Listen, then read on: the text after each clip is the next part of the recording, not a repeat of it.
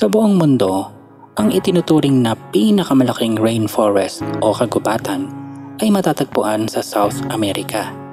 Ang sakop nito ay mahigit 2 million square miles. Dahil sa lawak nito, napakaraming halaman at puno ang nabubuhay dito.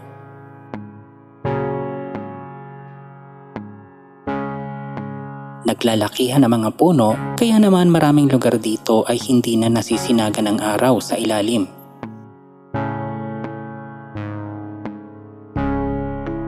At dahil madilim, maraming bagay ay hindi kaagad natutuklasan ng tao at nananatiling hiwaga.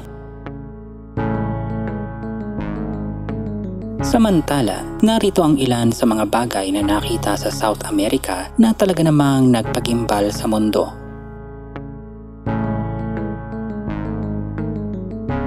Sa di kalayuan, mga 70 kilometers ang layo mula sa lawa ng Titicaca ay makikita ang Tiwanaku o Tiwanaku. Ayon sa kanila, ito daw ang tinatawag na Gate of the Sun. Ito ay nasa bandang kanluran ng bansang Bolivia. Isa itong syudad noong sinaunang panahon na may lawak na 4 square kilometers.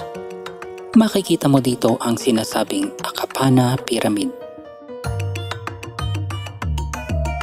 Ito daw ay isang templo na kung saan ay may mga nililok na mukha ng tao.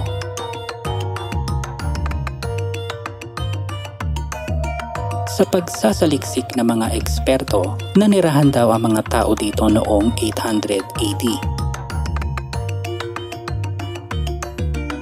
Ayon sa kanila, ang syudad daw ay sentro ng relihiyon at kulturang Aymara na mga taong nanirahan dito. Pinagpapalagay nila na ang naturang lengguwahe raw ng mga tao dito ay tinatawag na Pukina language. Sa Tiwanaku, marami mga monumento at naglalakihang mga bloke ng bato at talaga namang hahanga ka kung paano ito nililok, na para bang may mataas ng kaalaman sa geometry ang mga sinaunang tao doon. Makikita mo dito ang mga nililok na may anyong hayop at kakaibang nilalang. At sabi nila, ang iba pang mga simbolo doon ay may kinalaman sa sistema ng kalendaryo ng mga sinaunang tao na nanirahan doon. Sa syudad raw na ito nagsimula ang isa sa mga sinaunang sibilisasyon ng mundo. Tinatayang may 11,000 o 17,000 years na ang edad ng naturang syudad. Nang sumapit ang panahon ng tagtuyot ay napilitan ang mga tao dito na lumikas at lisanin ang naturang templo. Ayon pa sa mga nagsuri dito, gumuho daw ang syudad na ito noong 1000 AD. Subalit ang sanhi ng pagguho ay nananatiling isang malaking tanong sa mga eksperto.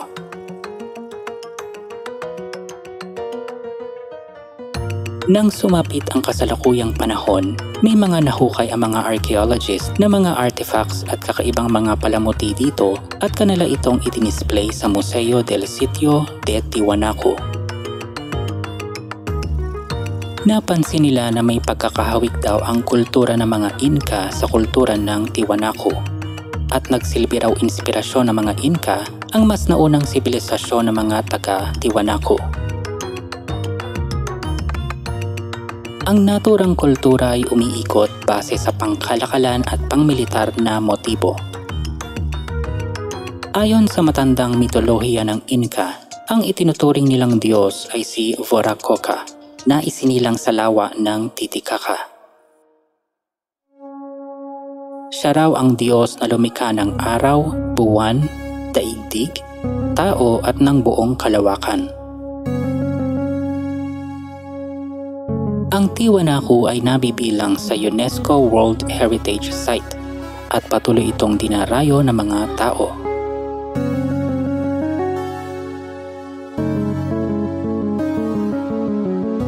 Ang ibang lugar sa South America ay may mga lilim.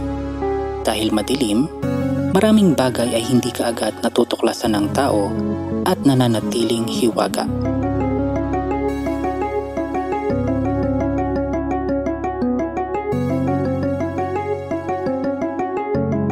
inaanyayahan po namin kayong manood sa aming susunod na mga video at marami pa tayong mapag-uusapan tungkol sa misteryo ng South America.